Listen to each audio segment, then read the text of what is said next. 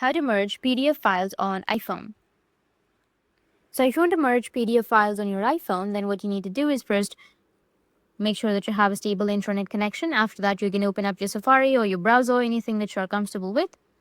And now here on the search, you need to search for PDF gadget. Once you've searched, you need to tap on it.